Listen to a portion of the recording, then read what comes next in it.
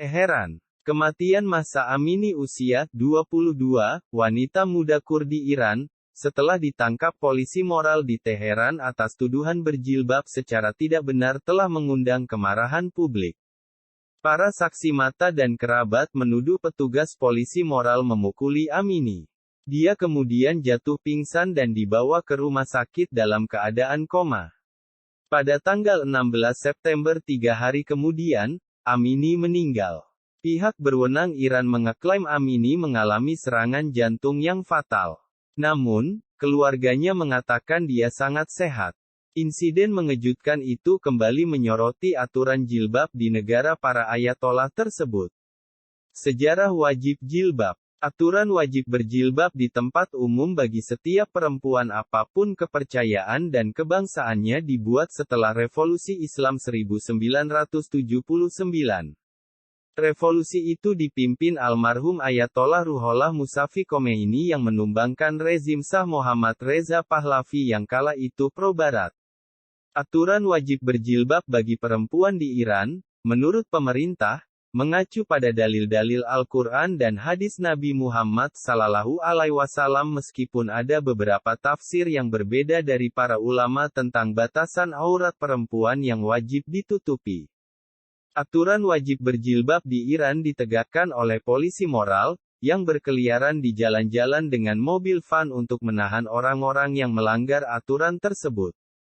Mereka dikenal sebagai gas-e-ersat.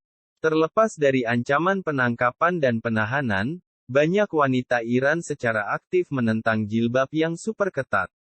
Sebagian mengenakannya dengan longgar di sekitar kepala mereka dan lainnya sering membiarkan jilbab jatuh ke bahu mereka. Perlawanan terhadap aturan wajib berjilbab bagi setiap perempuan di Iran sebenarnya bukan sekali ini terjadi. Setelah pemimpin tertinggi Iran kala itu, Ayatollah Khomeini, mengatakan bahwa wanita harus mematuhi aturan berpakaian Islami pada tahun 1979, terjadi protes yang berapi-api, membuat pemerintah mengatakan bahwa komentarnya hanyalah sebuah rekomendasi. Namun, aturan itu pada akhirnya menjadi undang-undang pada tahun 1983. Protes terhadap undang-undang tentang jilbab tersebut terus berlanjut secara sporadis sejak itu, yang berpuncak pada para wanita yang membakar jilbab dan menari di jalan-jalan yang dilihat dunia beberapa hari terakhir.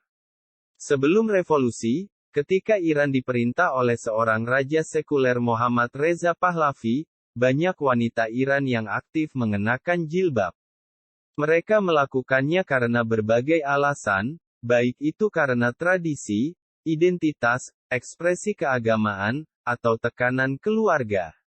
Namun, menurut penyair dan jurnalis Iran, Asi Amini, masalah utama saat ini adalah perempuan dipaksa berjilbab, menunjukkan bahwa mereka dapat dicambuk atau dipenjara karena melanggar aturan berpakaian Islami.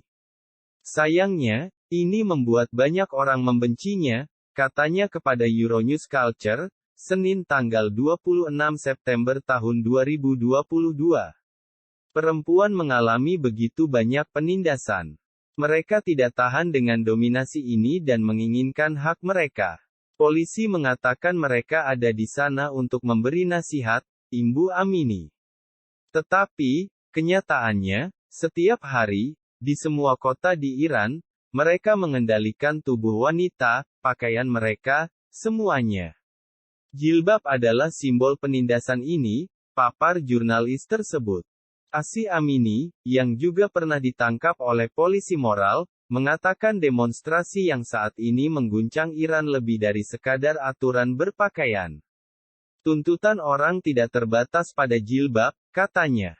Mereka menginginkan kebebasan. Mereka menginginkan demokrasi. Mereka ingin bebas dari Republik Islam ini. Kematian Mahsa Amini telah memicu kemarahan yang terpendam atas berbagai masalah termasuk kebebasan pribadi di Republik Islam Iran dan ekonomi yang terguncang akibat sanksi.